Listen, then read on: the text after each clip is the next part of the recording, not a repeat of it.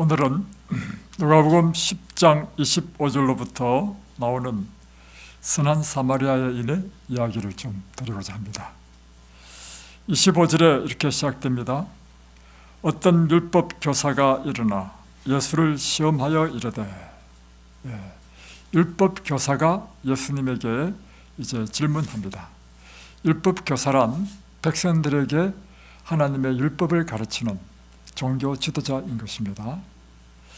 선생님, 내가 무엇을 하여야 영생을 얻으리이까? 자, 이 율법 교사가 예수님께 질문하는데, 선생님, 내가 무엇을 하여야 영생을 얻으리이까? 이렇게 질문했습니다. 이럴 때 26절에 보면 예수께서 대답하십니다. 율법에 무엇이라고 기록되었으며 내가 어떻게 읽느냐? 그러니까 율법사가 예수님에게 내가 무엇을 하여야 영생을 얻으리까? 라고 질문하니까 예수님께서는 도리어 이 율법 교사에게 묻기를, 너는 유대인들, 백성들에게 성경을 가르치는 교사가 아니냐?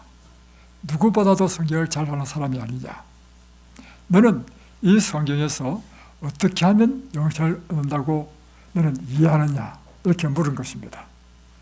그러니까 율법 교사가 이야기하기를, 이 성경에서 하나님께서 우리에게 영생을 얻는 길을 주셨는데 그것은 이것이다 라고 이제 답을 합니다.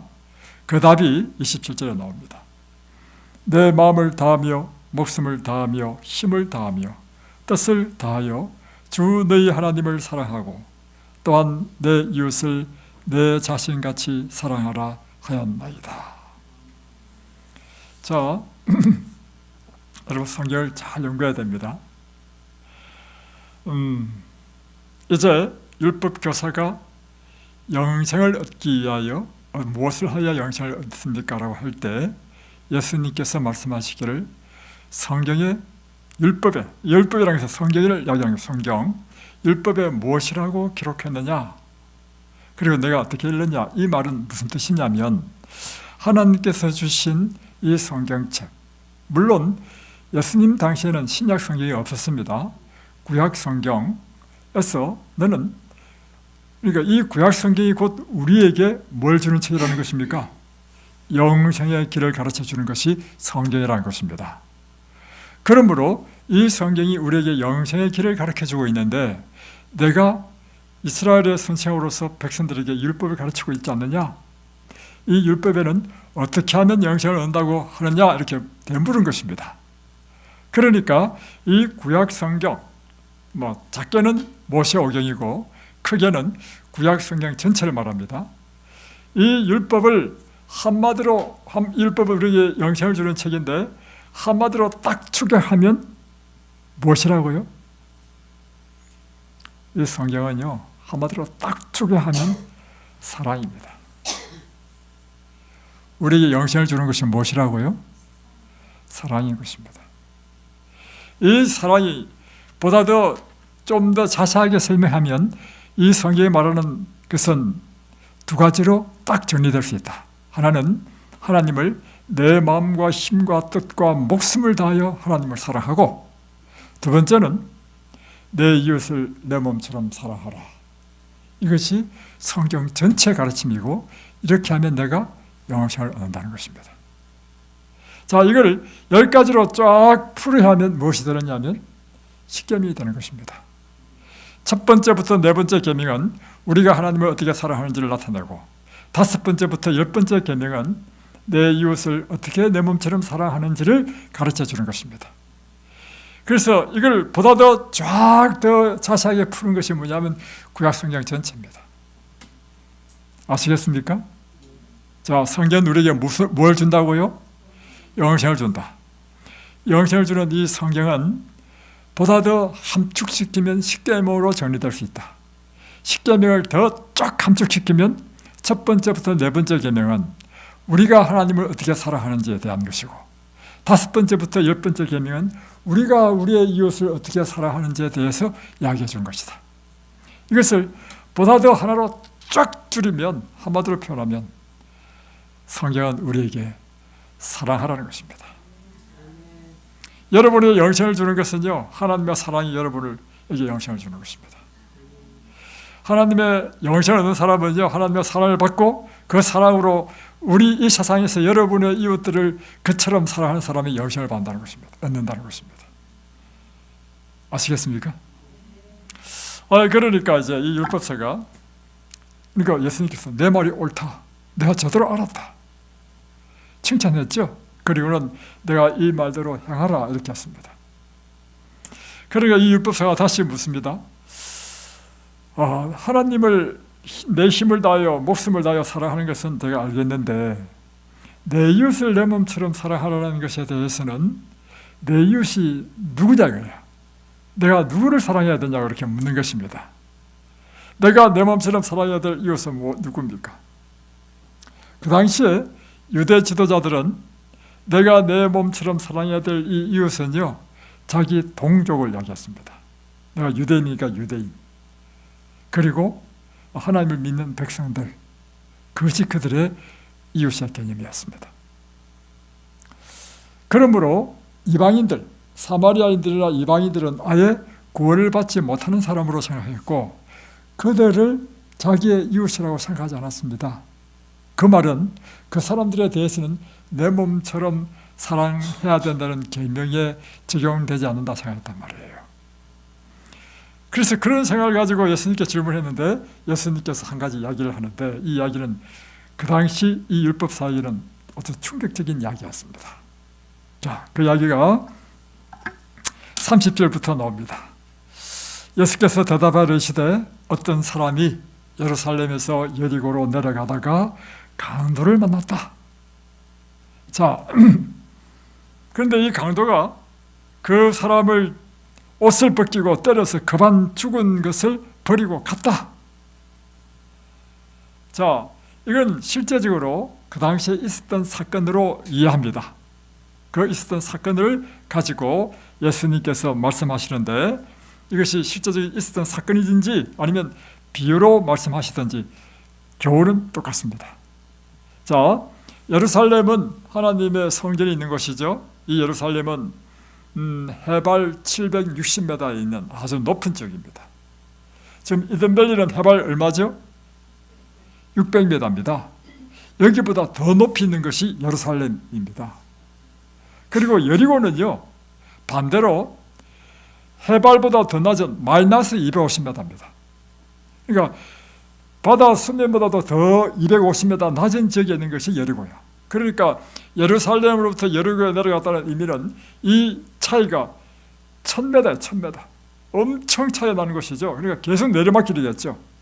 그리고 이 내리막길을 가는 그 길이 험하고 또한 길 옆으로는 바위들이 있었다는 것입니다. 그래서 이 중간중간에 강도들이 많았고 사람들이 이와 같은 봉변을 당하는 일이 종종 있었다는 것입니다. 그런데 아니나 다를까 어떤 사람이 예루살렘에서 여리고로 내려가다가 강도를 만난 거야. 이 강도가 옷을 다 벗기고, 그 당시는요 옷이 굉장히 값이 나가는 것이었습니다. 그 당시는 옷 만드는 것이 힘들어서 아주 중요한 재산 중에 하나였습니다. 그러니까 옷을 다 벗기고 그걸 다 탈취하고 있는 가진 것 다 빼앗고 다음에 때려가지고 그만 죽게 되었을 때 버려두고 가버린 것입니다. 그런데 그 같은 길을 누가 또 오게 됐냐면 마침 한 제사장이 그 길로 내려가다가 그를 보았다는 것입니다. 제사장은 뭐예요? 지금 성소에서 양을 잡아서 하나님께 제사 드리는 종교 지도자죠. 그곳에서 예루살렘에서 여리고로 내려갔다는 의미는 무엇인가 하면 이제 그가 봉사를 다 마치고 그리고 예루살렘에서 여리고까지가 한 36km 된답니다. 꽤 멀죠. 여리고에 제사장들과 레위인들의 주거지가 많았다는 것입니다. 그러니까 봉사를 마치고 이제 내려가다가 강도 만난 사람, 이제 그만 죽게 돼서 버려진 한 사람을 보게 된 것입니다. 그러면 어떻게 해야 될까요? 여러분 같으면 어떻게 해야 되겠습니까? 여러분도 대답 잘 못하시네. 그 당시에는 119 없었습니다. 자, 근데 그걸 버리고 그냥 보고 가버렸습니다. 왜 그랬을까요? 나도 지금 이 사람이 공명당한 것을 도와줘야 된다는 생각보다도 누구 생각을 먼저 했냐면 자기 생각을 먼저 한 것입니다. 나도 여기서 이 강도 만났네? 이곳에 강도가 있구나. 나도 잘못하면 강도 만날 수 있겠구나. 얼른 지나가야 되지 하고 얼른 가버렸습니다. 다음에 또 두 번째 사람 레위인이 또 그 곳을 오게 됐습니다. 레위인도 종교 지도자입니다. 오다가 그 모습을 봤어. 그리고 레위인도 똑같이 도망가 버렸어. 제가요 신문에 실린 기사를 봤는데 기가 막힌 이야기를 들었습니다. 이게요 2000년 전의 사건뿐만 아니라 오늘도 우리에게 일어날 수 있는 일입니다. 2016년 8월 대전에서 한 택시기사가 운전 중에 심장마비로 의식을 잃었습니다. 그러니까 택시기사가 손님을 싣고 가다가 심장마비가 탁 일어난 거예요. 그래서 차를 딱 멈추고 의식을 탁 잃어버렸습니다. 근데 그 뒤에 손님이 두 사람이 탔어요. 그런데 이 손님이 어떻게 했느냐 하면 심장마비를 당해서 의식을 잃은 사람을 놔두고 심지어 119에 신고도 하지 않고 자기 짐 챙겨서 내려가지고는 다른 택시 붙잡아서 갔다는 겁니다. 2000년 전이나 지금이나 똑같습니다, 여러분. 저는 이해가 잘 안 돼. 최소한 여러분, 요즘은 내가 그걸 응급처치 할 수 있는 능력도 안 되면 최소한 119에 불러서 이런 어려운 상황을 이야기하고 이 사람을 도와줘야 되는 거 아닙니까, 여러분? 그러나 그러지 않았다는 것입니다. 근데 이 일이 이 사람뿐만 아니라요 대부분의 사람들이 이렇다는 것입니다. 오늘 한국 사람들이. 다음에 2022년 5월 불과 몇 년 전이죠. 서울 구로구에서 60대 한 남성이 길거리에서 무차별 폭행을 당해가지고 지금 위험한 처지에 있었습니다.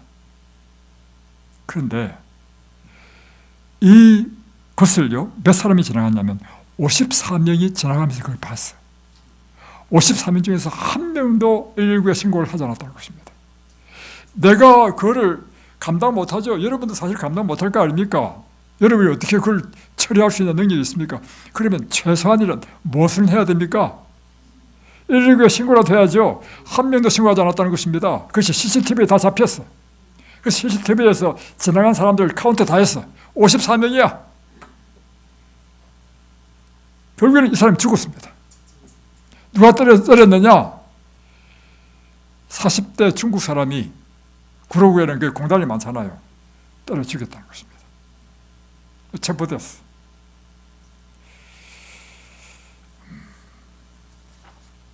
여러분, 그러니까 지금 이 사마리아인의 이 사건은요 2000전에 있었던 사건이 아니라 오늘 우리에게 지금 벌어지고 있는 사건입니다.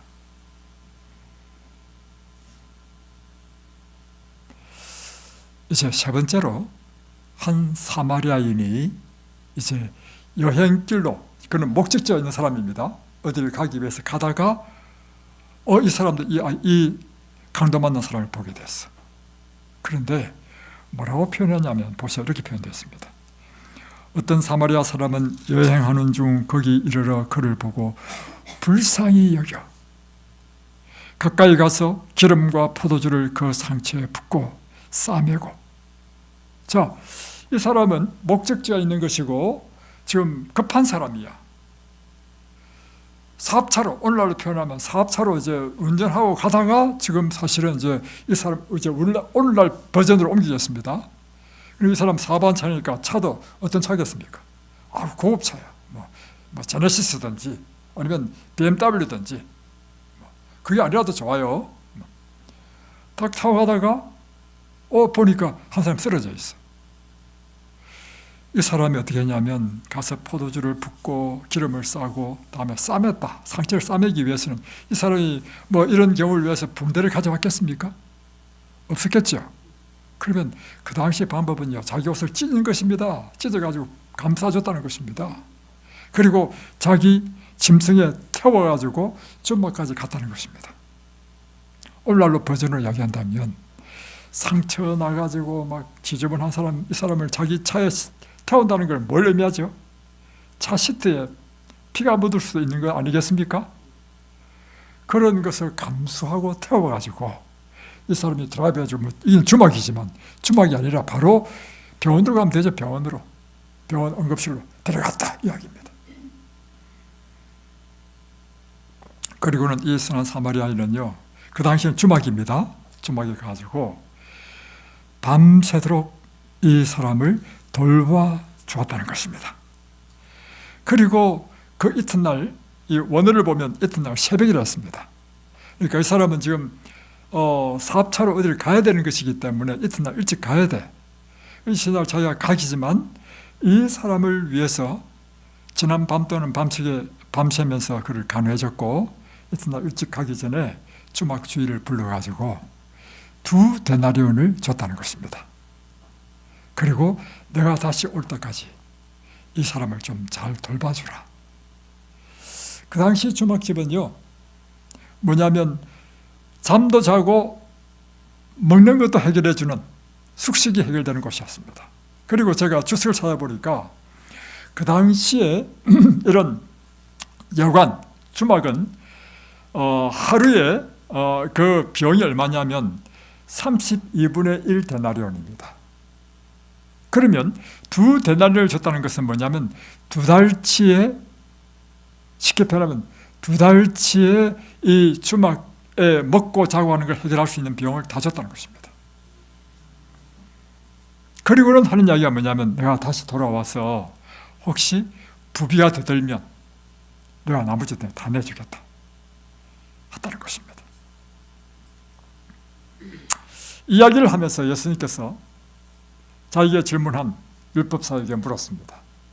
내 생각에는 이 강도 만난 사람의 이웃은 누구라고 생각하느냐? 여러분, 이 강도 만난 사람의 입장에서는 진정한 그의 이웃은 누굽니까? 제사장입니까? 레위인입니까? 아니면 이 사마리아인입니까?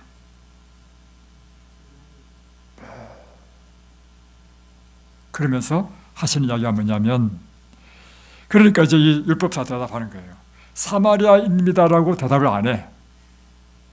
그리고는 자비를 베푼 자입니다. 왜? 사마리아인입니다라고 단도직입적으로 이야기하면 되는데 왜 그렇게 이야기 안 했을까요? 그 이야기는요, 유대인은요, 사마리아인은 구원받지 못하는 이방인으로 생각하고 멸시하고 천대했습니다. 그런데 지금 이 비유에 보면 오히려 하나님의 율법에 누구보다 더 정통하고 하나님의 일을 하는 제사장과 레위인들은 오히려 그가 마땅히 해야 될 일을 하지 않은 거예요. 이 강도 만난 사람이 이웃이 아닌 것입니다. 이 강도 만난 사람의 진정한 이웃은 그들이 멸시했던 사마리아인이야. 그러니까 그것을 차마 사마리아라 말 못하니까 자비를 베푼 자입니다. 그러니까 예수님께서 말씀하십니다. 너도 가서 이와 같이 하라. 자, 다시 한번 정리해 봅니다. 지금 율법사가 물은 것은 무엇에 대한 문제냐면, 우리가 무엇을 해야 영생을 얻느냐, 영생을 얻는 문제에 대한 질문을 했습니다. 예수님께서 지금 말씀하신 것은요, 다른 걸 이야기한 것이 아니라 우리가 어떻게 해야 영생을 얻는지를 이야기했습니다. 자, 그러면 예수님의 이 말씀에 보면 영생을 얻는 것은요, 율법을 많이 알아야 된다 말 한마디 안 했습니다. 율법에 행한 대로, 적힌 대로 그 자비의 정신, 율법의 정신은 사랑이잖아요. 그 율법의 참된 정신, 네가 이야기한 것처럼 내 이웃을 내 몸처럼 사랑하라 했으면, 그렇게 사랑하게 되면 너는 구원을 얻는다고 합니다.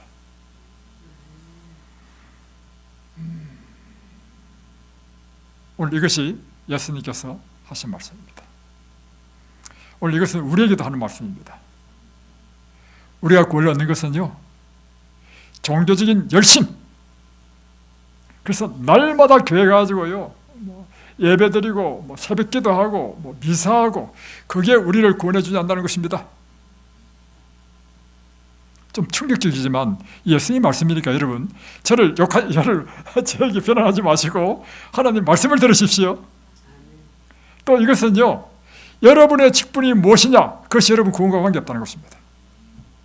여러분의 직분이 제사장, 목사, 이것은 저한테 하는 말입니다.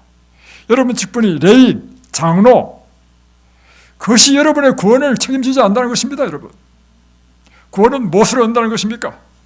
하나님의 말씀대로 내가 정말 살고 있느냐? 그것입니다. 그래서 여러분, 나는 예수를 믿어, 나는 예수 믿기 때문에 구원 얻는다, 여러분 꿈 깨십시오.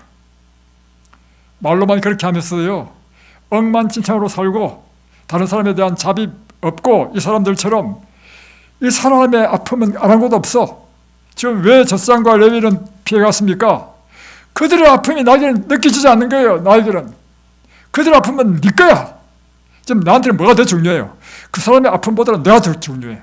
내가 지금 봉변 안 나가는 게 더 중요해. 그래서 다 갔습니다. 오늘 이것은 우리에게 강력한 말씀을 예수님께서 주시는 것입니다. 하나님께서 원하시는 것은요, 이 성경의 참정신인 사랑을 우리의 삶 가운데 실천하는 것입니다. 이와 같은 사랑의 가장 근본적인 것은 무엇인가 하면요, 아까 이 선한 사마리아인이 이 강도 만난 사람을 도와주었던 것은요, 그 마음에 무엇 때문에? 불쌍히 여겼다. 우리 마음에 다른 사람의 아픔에 대해서 불쌍히 여기는 이 동정심, 이 자비의 마음, 긍휼의 마음이 없다면 우리는 사랑의 행동이 나오지 않습니다. 우리의 모든 말과 생각, 말과 행동은요, 무엇에 기인한 거냐면 우리 마음에서부터 출발해요. 그래서 사복음서를 제가 찾아봤어요. 예수님께서 소경을 고치실 때 한 말이, 성경 읽어보면 그가 소경을 보고 첫 번째 한 것이 뭐냐면 그를 불쌍히 여겨 소경을 고치셨습니다. 그러니까 예수님께서 소경을 고치신 이유가 뭐냐면 그 마음에서부터 불쌍히 여기는 마음 때문에, 그 불쌍히 여기는 마음이 무엇으로 나타나요? 그를 치료해 주는 행위로 나타난다는 것입니다. 나인승의 과부의 아들을 살렸습니다. 죽은 자를 살렸습니다. 살렸을 때 성경에 기록했습니다. 예수님께서 그를 불쌍히 여겨. 그 다음부터 제가 찾아봤거든. 찾아보니까 계속 나옵니다. 나병 환자를 만났을 때도 예수께서 불쌍히 여기사. 예, 또 오병이어의 기적을 행하실 때도 왜 예수님께서 오병이어의 기적을 행하셨는가? 온종일 그들이 먹지도 않고 이 들판에서 예수님의 설교를 듣는다고 하다 보니까 해가 졌어. 그때 그 수많은 무리들을 제 아들은 어떻게 보냈냐면, 예수님 이제 해가 졌습니다. 이들을 흩어보내서 그들이 각자가 먹을 것을 이제 먹도록 하십시다. 그러니까 제 아들의 생각은 뭐냐면 이 많은 사람을 감당 못한다는 거죠. 그때 예수님께서 하시는 말씀이 불쌍히 여겼어. 내가 무리를 불쌍히 여기노라. 저희가 나와 함께 있은지 이미 사흘이 돼 먹을 것이 없도다 하면서 하신 것이 뭐냐면 오병이어로 떡과 물고기를 부풀려서 사람들에게 계속 나눠준 것입니다. 예수님의 모든 봉사사역의 근본 동의는 무엇인가? 그것은 정말 사람을 사랑하는 것이었습니다. 사랑이란 무엇이냐? 사랑은 좀 어떻게 보면 좀 애매모호해. 보다 더 쉽게 표현하면 딱한 처지와 어림을 보았을 때 우리 마음에 일어나는 동정심, 불쌍히 여기는 것, 그것이 사랑이라는 것입니다. 하나님의 품성의 가장 두드러진 특징이 무엇인가? 그건 바로 사랑인데요, 그걸 어떻게 표현하냐면 인애, 이렇게 표현했습니다. 여호와께서 그의 앞으로 지나시며 반포하시되 여호와로라 여호와로라 자비롭고 은혜롭고 너하기를 더디하고 할 때 이 자비롭고, 첫 번째 나오는 이 자비롭다는 의미가 뭐냐면 다른 인생을 불쌍히 여기고 긍휼히 여긴다는 뜻입니다. 호세아 6장 6절에는 하나님께서 이렇게 말씀하십니다. 나는 인애를 원하고 제사를 원치 않는다. 내가 원하는 것은 양 잡아서 드리는 것보다 내가 더 원하는 게 있다. 나는 양 잡아서 드리기 이전에 내 마음속에 인애, 곧 자비의 마음, 긍휼의 마음을 갖는 것을 나는 더 원한다. 또 미가서 6장 8절에 보면 사람아 주께서 선한 것이 무엇임을 내게 보이셨나니 여호와께서 내게 구하시는 것이 오직 공의를 행하며 인자를 사랑하며, 인자를 사랑하는데 인자라는 뜻이 뭐냐면 바로 동정심, 긍휼, 자비를 나는 더 원한다는 것입니다. 그래서 여러분, 하나님의 품성이 이와 같이 가장 특정지고 우선되는 특징이 이와 같은 긍휼, 자비, 인애, 이건 다 똑같은 말이죠. 인 것처럼 그리스도인의 품성의 완성이 무엇인가? 그리스도의 품성의 완성은요, 하나님의 이 품성인 긍휼의 마음을 품게 될 때 우리는 그리스도의 품성이 완성된다는 것입니다. 이건 제 말씀이 아니고요, 실물교훈 384페이지에 이렇게 기록하고 있습니다. 그리스도인 품성의 완성은 다른 사람을 도와주고 축복해주고 싶은 충동이 마음속에서부터 끊임없이 솟아나올 때 이루어지는 것이다. 예, 우리 품성의 완성이 무엇이냐? 다른 사람을 도와주고 싶고 축복해주고 싶은 심정이 우리 마음속에서 끊임없이 샘처럼, 샘은 막 퐁퐁퐁 물이 솟아나는 게 샘이잖아요, 그죠? 우리 마음속에서 퐁퐁퐁 솟아나는 것이 뭐냐면 이와 같이 다른 사람을 축복해주고 싶고 도와주고 싶고 하는 이런 마음이 일어날 때 이것은 품성이 완성될 것이다. 여러분, 우리가 하나님을 알고 그분의 지식을 알기 위해 열심히 배워야 되죠. 날마다 성경 보죠. 성경 보는 목적이 무엇이냐면 지식으로만 있을 때는 아무 가치가 없다는 것입니다. 이것이 뜻을 알고 이 뜻대로 내가 살아갈 때 그게 바로 우리가 성경을 공부하는 목적이고 날마다 성경을 묵상하는 이유인 것입니다. 교회증언 6권 264페이지는 이렇게 기록하고 있습니다. 사단은 실제적인 동정이 마음의 순결과 이타심의 시금석임을 알고 있다.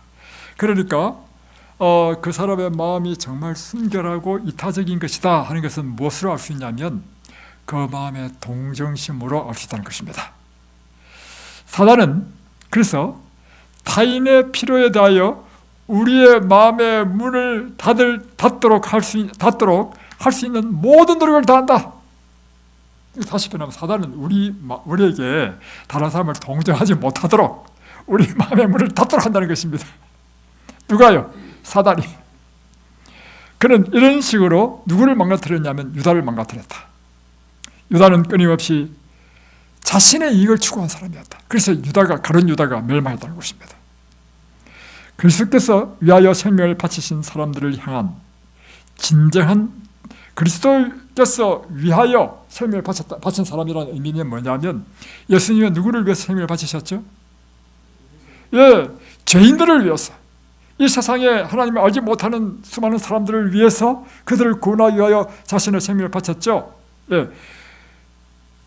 그것은 이와 같이 우리 역시 이와 같이 예수님께서 이렇게 목숨을 바친 이 사람들에 대하여 진정한 동정심이 배양되지 않는다면, 우리 마음속에 그런 사람에 대한 동정심이 없다면 우리는 유다가 했던 것 같이 똑같이 멸망할 수밖에 없다.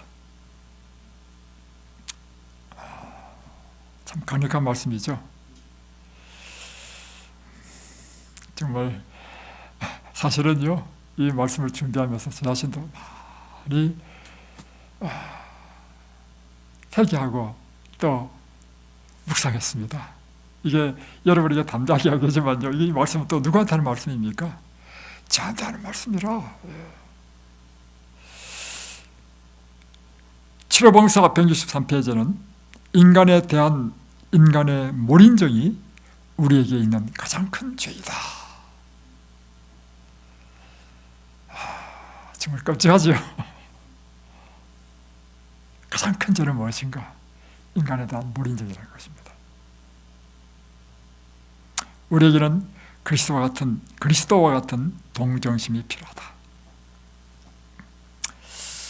우리가 다른 사람을 이렇게 동정하고 긍휼히 여길 때 하나님께서 우리가 복을 받는다는 것입니다. 그래서 산상보훈에 보면 마태복음 5장 7절에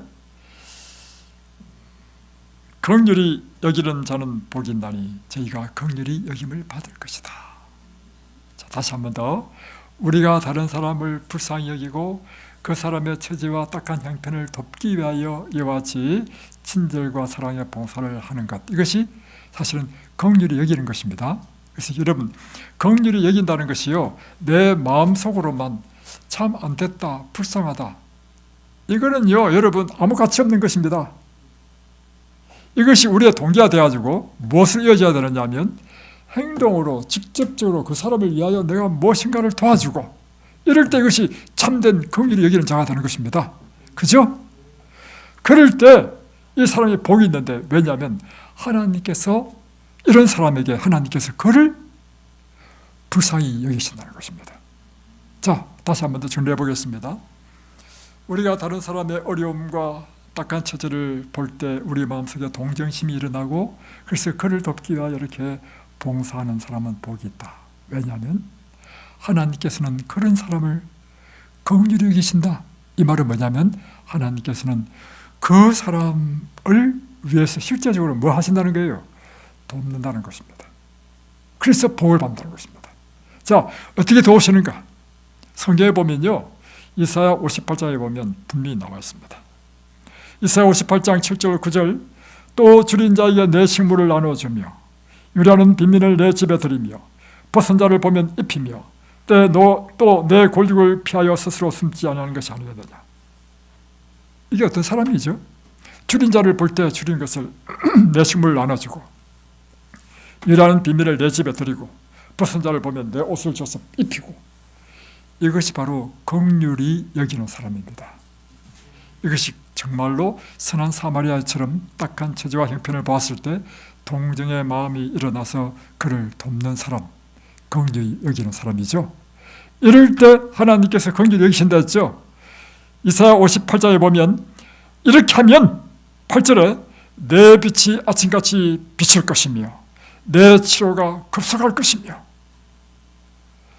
하나님께서 이와 같이 하는 사람에게 그 사람의 필요에 따라서 하나님께서 도와주시는데, 그가 병이 났다? 병자다?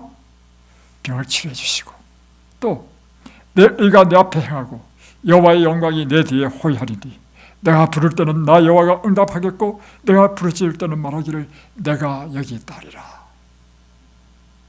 이런 사람에게는 하나님께서 기도하면 그 하나님의 기도를 즉각적으로 응답하신다는 것입니다. 이제 여러분이 기도에 응답받는 비결을 아시겠습니까? 여러분이 여러분의 불치병에서 치유받는 비결을 아시겠습니까? 예, 그것이 무엇이죠? 여러분 자신이 다른 사람에게 긍휼히 여기고 그들을 동정하고 돕는 사람이 될 때 하나님께서 여러분을 도우신다는 것입니다. 그래서 더 나아가지고요, 마태복음 25장에는 하나님께서 이런 사람에게 영생을 준다. 마태복음 25장에 보면 어떤 비유가 나오냐면 33절로 36절에 보면 예수님께서 재림하실 때 이 세상 사람을 두 부류로 나눈다는 것입니다. 양과 염소의 부류로. 그런데 여기서는요, 예수를 안 믿고 자기 마음대로 사는 사람은 다 제외하고 양과 염소로 나눈다는 의미는 뭐냐면 하나님을 믿는 사람들 가운데 구원 얻을 사람과 구원 얻지 못할 사람을 나누는 것이 양과 염소입니다. 왜냐하면 양과 염소는 다 예수님 하나님께 제사 드릴 때 희생 제물로 사용된 것이었습니다. 그리고 그러니까 다시 표현하면 다 예수 믿는 사람 중에 양과 염소는 아주 비슷하죠. 아주 비슷하지만 다르죠. 그처럼 하나님께서는 하나님 믿는 백성 가운데 두 부류로 나누는데 양의 무리와 염소의 무리로 나눈다는 것입니다. 그리고는 자 보세요. 그 오른편에 있는 자 양의 무리입니다. 양은 그 오른편에 있으니까 양은 그 오른편에 염소는 왼편에 두리라. 그때 임금이 그 오른편에 있는 자들에게 이르되 내 아버지께 복받을 자들이여 나와 창시로부터 너희를 위하여 예비된 나라를 상속하라. 그러니까 이 양의 무리에게 속한 사람은 창세로부터 너희를 위하여 예배된 나라를 상속하라. 구원 얻는다는 것입니다. 그런데 염소의 무리는 구원 얻지 못해요. 자, 그러면 구원 얻는 이 양의 무리는 왜 구원받는가? 그 다음에 설명합니다. 35절에 내가 줄일 때 너희가 먹을 것을 주었고 목마를 때 마시게 하였고 나그네 되었을 때 영접하였고 벗을 때 옷을 입혔고 병들었을 때 돌아보았고 옷에 갇혔을 때 와서 보았느니라. 그러니까 구원받는 양의 무리가 묻죠. 아니 제가 언제 주님이 예수님께서 말씀하시니까 내가 줄일 때 네가 뭘 주었다. 나는 예수님 만나본 적도 없는데요. 언제 제가 예수님 줄일 때 뭐 주고 마시고 옷 입혔습니까? 묻잖아요. 그러니까 하시는 말씀이 너희 중에 가장 작은 자에게 한 것이 곧 나에게 한 것이다. 그러니까 여러분, 긍휼히 여기는 자는요, 하나님으로부터 긍휼히 여김을 받는데 첫 번째는 우리의 치료가 급속할 것이고 여호와의 영광이 우리를 호위할 것이고 두 번째는 이런 사람이 영생을 얻는 양의 무리에 속한다는 것입니다. 여러분, 우리는 분명히 믿음으로 구원받죠? 맞죠? 그러나 기억하십시오. 우리의 이 믿음은 눈에 보이지 않지 않습니까? 우리 믿음이 무엇으로 증거되어야 되냐면 우리의 삶을 통하여 증거될 때만 우리 믿음이 참된 믿음인지 증거되는 것입니다. 그래서 여러분, 관념적인 믿음, 우리의 그냥 의식적인 믿음, 이것은 구원하지 못합니다. 우리의 믿음이 반드시 우리의 삶으로 나타나야 되는 것입니다. 구원 얻는 믿음은 곧 예수님의 품성, 심정, 그분의 긍휼하심이 우리의 삶을 통하여 입증되어야 하는 것입니다. 하나님께서는 우리에게 구원 얻도록 하기 위하여, 우리로 하여금 긍휼히 여기는 자가 되게 하기 위하여 특별한 섭리를 행하십니다. 그게 무엇인가 하면 정언복음 1권 370페이지 보면 이렇게 기록하고 있습니다. 하나님께서는 당신의 현명한 섭리로서 가난한 자들을 언제나 우리 곁에 두셨다. 그리하여 우리가 세상의 여러 가지 형태의 결핍과 고난을 목격할 때 우리는 시험을 받고 그리스도인 품성을 개발할 수 있는 입장에 놓이게 된다. 그분은 우리에게서 그리스도인 동정과 사랑을 발휘하게 하고자 가난한 자들을 우리 가운데 두신다. 그러니까 우리 옆에 우리가 도와야 할 가난한 사람 또는 곤경과 어려움을 당한 사람을 두신 이유는 우리를 위해서라는 것입니다. 우리로 하여금 끊임없이 예수님의 품성을 개발할 수 있는 입장에 놓이도록, 그리고 예수님께서 행하셨던 그 사랑과 동정을 우리가 실천할 수 있는 기회를 주시기 위하여. 그런데 사람에게 문제가 생겼습니다. 우리가 죄를 짓고 난 이후부터 우리 마음은 죄로 병들어 버렸습니다. 그래서 우리 마음에는요, 이기심으로 꽉 차 있어. 그래서 다른 사람의 아픔과 동정보다도 첫 번째로 생각하는 것은 내 아픔이 더 중요해, 내 필요가 더 중요해. 이게 죄인들의 모습인 것입니다. 그래서 사사본 21페이지는 이렇게 기록하고 있습니다. 사람의 마음은 날 때부터 냉랭하고 어둡고 사랑이 없다. 그러므로 사람이 자비와 용서의 정신을 나타낼 때는 언제나 자기 스스로 그렇게 하는 것이 아니고 그의 마음의 역사는 성령의 가마를 통해서 하게 된다. 그러니까 잘 보십시오.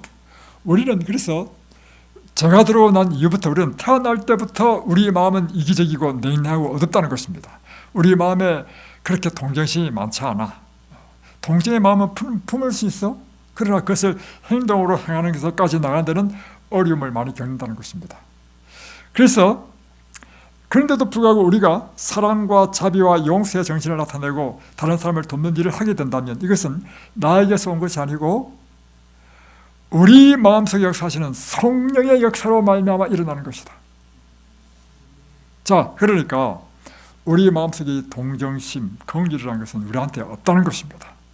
성령의 감동이 우리에게 임할 때만 우리가 그걸 할 수 있다는 것입니다. 그래서 이것은요, 하나님을 믿는 사람이나 믿지 않는 사람이나 다 똑같습니다. 하나님을 믿지 않는 사람도요, 놀라운 일을 행합니다. 더 하나님을 믿는 사람보다도 더 동정심이 많은 경우가 있습니다. 그죠? 그럴 때 그 사람이 행한 그 놀라운 동정의 자비의 행위는요, 그 사람에게 있는 것이 아니고 성령께서 그 사람의 마음에 감동시키셔서 하나님께서 하신 일이라는 것입니다. 제가 놀라운 일을 봤는데 1985년도에 일어난 실제적인 일인데, 이제 원양선이 인도양에 가가지고 참치를 잡았습니다. 선우는 24명이랍니다.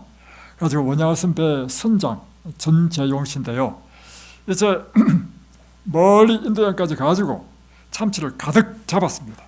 다시 이제 한국으로 돌아온 길에 이제 이제 저 베트남 그 지역 라오스 베트남 통과해가지고 중국 통과해가지고 한국 오잖아요. 필리핀 통과해서. 근데 그 당시에 베트남이요, 이제 월명한테 다 함락됐잖아요. 그리고 나서 이제 그 공산차에 살기 힘들어가지고 사람들이요, 보트피플을 해가지고 무작정 배 타고 바다에 나가서 난민이 되는 사람이 많았습니다. 처음에는 주변 국가들이 불쌍하다고 많이 받아줬어요. 근데 이 숫자가 점점점 많아지니까 감당이 안 돼. 그래서 저는 나라마다 안 받았어. 이게 국제적인 문제가 되었습니다. 그리고 이제 원양하사는 이제 선장들한테도 이제 가르치는 게 뭐냐면, 보트피플 절대로 태우지 마라. 이게 이제 모든 그 지침이었단 말이에요. 이 전재용 씨가 이제 배를 몰고 이제 한국으로 이제 귀향하는 가운데, 보트피플이 막 구조를 요청하는 것입니다. 갑판에 한 10몇 명이 있어. 그래서 이제 우리 그 한국에 있는 그 회사에서 자기가 한 것이 절대로 태우면 안 된다 했으니까 갔어. 지나가다가 딱 생각하니까 양심에 가책이 팍 되는 거라. 그래서 그 10명의 간부들을 소집시켰습니다. 그래가지고 이만저만하다. 그리고 사실 갑판에서 그걸 보고 이제 선장한테 보고했고, 선장이 많은 경우로 보니까 보트피플을 알고 해서 이제 그 간부들이 다 알고 있어. 우리가 이 보트피플 이 사람을 구조해야 될까, 아니면 하지 말아야 될까 의논을 한 거예요. 그 10명의 사람들이 몽땅 다 구조하자는 거야. 회사에서 아무리 그래 하더라도 설마 우리를 죽이게 하겠나? 이 불쌍한 사람 도와야 되지 않겠느냐? 그래가지고요, 30분 동안 가다가 다시 돌이켜가지고 와가지고 구조를 했는데, 갑판에 10명밖에 안 된 사람이요, 그 갑판 속에 사람이 기어 나오는데 얼마나 많이 기어 나오냐면 96명이 기어 나왔어. 와! 그래가지고 이틀 동안 그리스부터 이제 한국까지 가는데 이틀이 걸렸는데요, 하루에 3끼를 먹을 수 없대. 왜냐하면 한 끼 밥할 때 130명분을 해야 되는 거야. 선원들이 있죠? 96명의 난민이 있죠? 30명분의 밥을 한다고요. 아침 먹고 돌아와서 열심히 준비하면 저녁이야. 그래가지고 막 겨우겨우 해가지고 이제 왔어요. 오니까 난민을 태워봤다고 조사를 받는 거야. 그뿐만 아니라 회사에서 다 잘렸어. 그래서 이 사람이 다른 데 취직도 못해. 전재용 하면 막 소문이 쫙 나가지고. 분명히 좋은 일 했습니까? 이 사람 그때부터 엄청난 어려움을 당해가지고 결국에는 뭘 했느냐, 자기 고향인 거제도 통영에 가지고 그곳에서 어떻게 해가지고 멍게 양식장을 하면서 겨우 살고 있었습니다.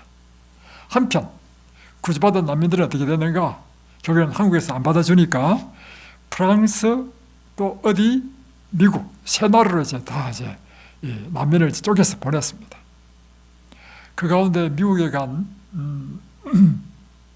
피터 누엔이라는 사람이 있는데, 이 사람은 평생 이 전재용 선장에 대한 그 고마움을 잊을 수가 없어. 그곳에 가지고 이제 어느덧 기반을 잡고 잘 사는 사람이 됐어.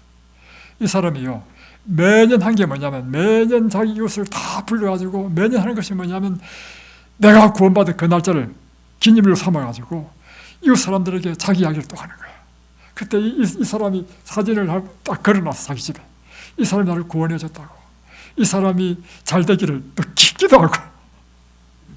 그러다가 어떻게 한국 사람을 만나게 돼가지고, 전지현 그 사람 내가 꼭 만나고 싶다 해가지고 연락이 돼가지고 드디어 미국에서 만났어. 눈물을 흘리면서 제의를 했단 말이에요. 여러분, 이 사람은 예수 믿는지 안 믿는지 난 몰라. 내가 볼 때는 안 믿는 것 같아. 자, 믿든 안 믿든 간에 그 사람의 심령 가운데 그 불쌍한 마음을 일으키고 돕도록 하신 분은 누구십니까? 예, 바로 그것입니다. 여러분, 기억하십시오. 우리가 긍휼히 여기는 자가 되라 하니까 사람들 자꾸 어떻게 생각하냐면, 내가 그래, 나 지금부터 불쌍히 여기고 통제하는 사람이 돼야지, 이렇게 해서 되는 것이 아니고요. 우리는 그런 마음이 없습니다. 우리는 반드시 위에서부터 받아야만이 나눌 수 있어. 날마다 누구로부터요? 하나님으로부터 하나님의 그 자비와 사랑을 받아야 돼. 그래서요, 사도 교훈 사사본 64페이지는 하나님은 모든 자비의 근원이시다. 사도행전 551페이지, 선별되지 않는 마음은 이 사랑을 일으키거나 산출할 수 없다. 예수께서 다스리시는 마음속에서만 이 사랑이 나타난다. 그래서 여러분, 우리가 날마다 성경을 보는 이유는 무엇인가 하면요, 이 성경 속에는 예수님의 마음을 계속해서 내가 받기 위한 것입니다. 예수님의 마음을 받아야만이 우리가 예수님의 마음을 나타낼 수 있는 것입니다. 전철 있죠? 전철은 무슨 힘으로 갑니까? 전기가 전기힘으로 가죠. 전철 보면 위에요, 전선이 쫙 있어. 항상 전선에 연결되어 있어. 연결돼가지고 이 전선으로부터 전력을 공급받음으로 이 전철은 쫙 달리는 것입니다. 우리 체도 마찬가지입니다. 끊임없이 하늘의 전선이 우리와 딱 연결되어 있어야 돼. 하늘의 전선으로부터 끊임없이 우리가 이 예수님의 심정을 받고 예수님으로부터 사랑과 자비와 은혜의 그 심정을 받을 때만 우리 마음에 그런 예수님의 사랑이 나타나고 우리가 그렇게 할 수 있다는 것입니다. 그러므로 우리가 날마다 해야 될 일이 있는데, 우리는 하나님의 영을 받아야 됩니다. 우리는 하나님의 영이 없으면요, 우리는 그리스도인이 아닙니다. 로마서 8장 14절의 말씀이죠. 오직 하나님의 영이 있는 그가 곧 하나님의 사람이 되는 것입니다. 하나님의 영의 인도를 받는 사람이 곧 하나님의 아들이라. 날마다 하나님의 영, 성령이 우리와 마치 전차가 전기선에 연결되어서 계속 가듯이 날마다 성령이 우리와 연결되는 삶, 그 삶이 우리가 필요한 것입니다. 그리고 이제 이 사실을 아는 게 왜 중요하냐면, 내가 이와 같은 것이 하나님의 말씀을 깨달을 때, 그와 같은 어려운 사정을 봤을 때 내 마음에 동정하고자 하는 마음의 문을 닫아버리면 이것은 하나님의 영이 아니다는 것입니다. 그래서 사실 우리는 이 사실을 아는 게 왜 중요하냐면, 내가 하나님과 연결이 끊어졌구나, 그걸 알 수 있는 것입니다. 끊임없이 우리는 하나님의 이 성령, 영, 하나님의 영의 사람이 되어야 된다는 것입니다.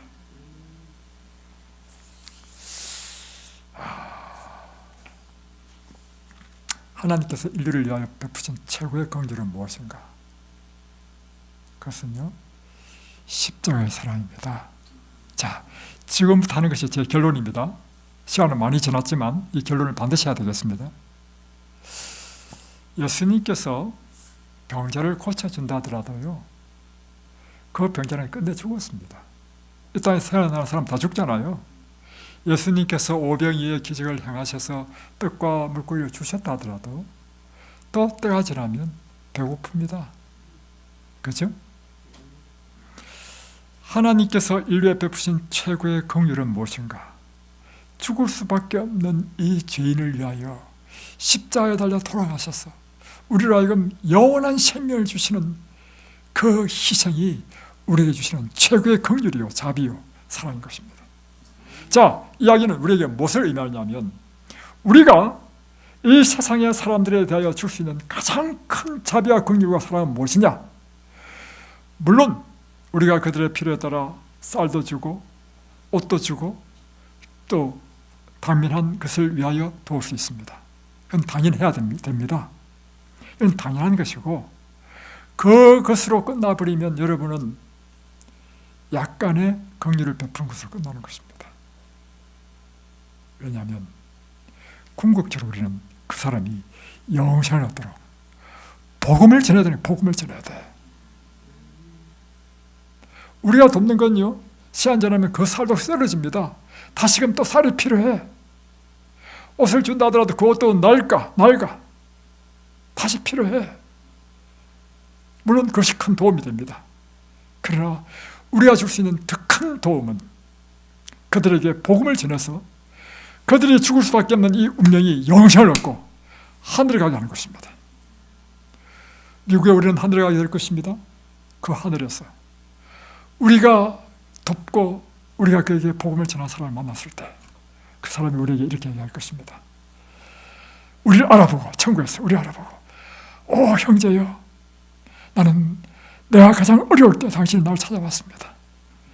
내가 가장 어려울 때 당신이 나에게 음식을 주었고 나의 필요를 공급했습니다.